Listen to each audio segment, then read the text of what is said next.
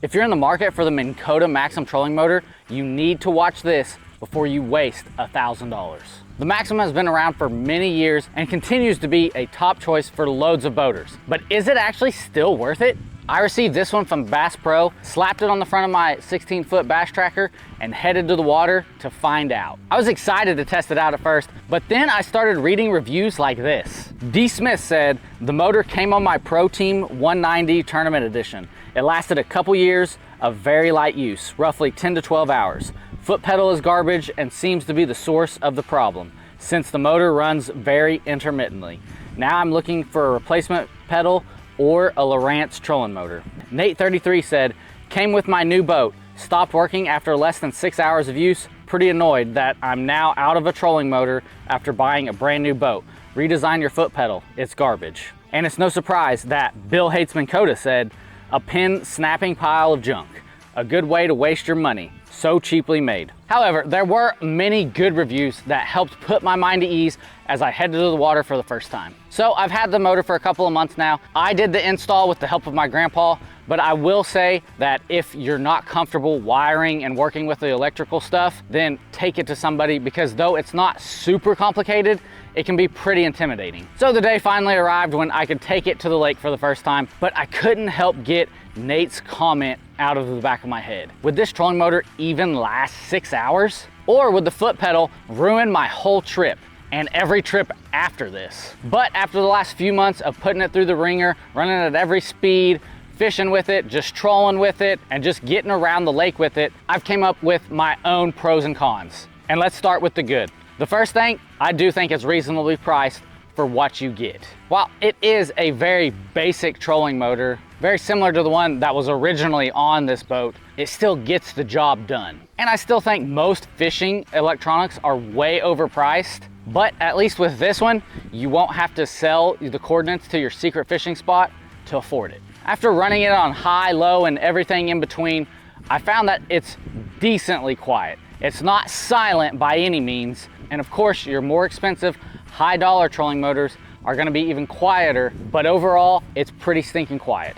I will say that it seems like that 30% mark is where it runs the loudest, and that's right about where I like to cruise down the bank and fish from. It seems like a good speed for me to be able to fish slow enough and fast enough all at the same time. But I still managed to catch a ton of fish running it at about 30% in a small creek where I know the fish could hear the trolling motor and it didn't scare them off.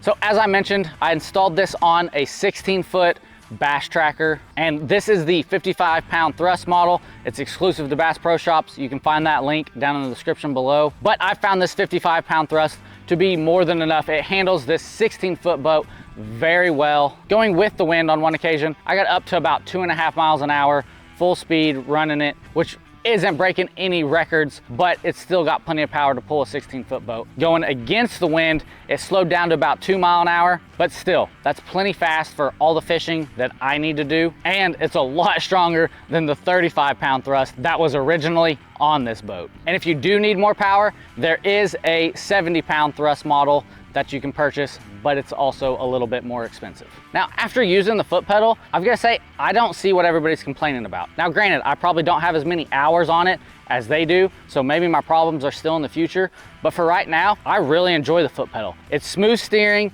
it's easy to adjust the speed, and it's pretty ergonomic.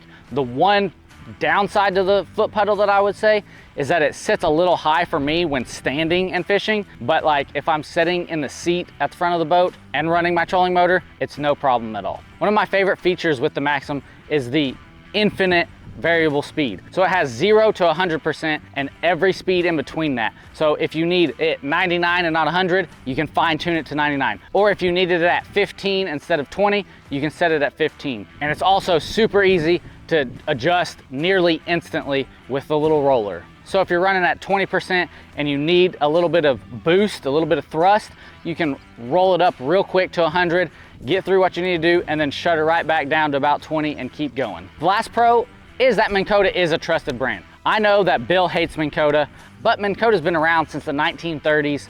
Clearly, they're doing something right to be in business that long. And with all my previous experience with Minn Kota products, I've been decently impressed. And this Maxxum trolling motor is no exception. But that does not mean it's perfect. I found several cons that you need to be aware of.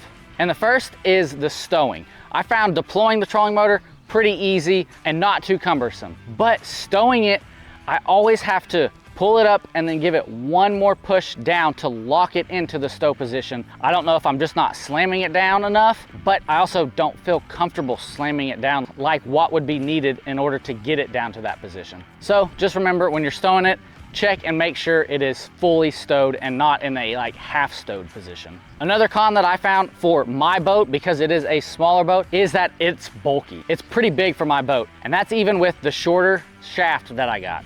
When installing it, me and my grandpa had to angle it just right so it didn't cover the front light, but kept it from hanging over the edge and everything. So it took a little bit of finagling. We managed to do it, but I would not be able to fit a larger trolling motor on here than this one. And the last con that I found was, I don't know about the durability. Now, Minn Kota claims that it has an indestructible shaft and the 360 breakaway mount, which is supposed to help protect it and help extend the life of your trolling motor, but that doesn't seem to be what everybody's having problems with. It seems like they're having more electrical issues with the foot pedal, so I'm curious to see if I run into any of those problems, because I have run into rocks, I have run into stumps and stuff with it and haven't had any problems with that, but I have yet to run into any electrical problems.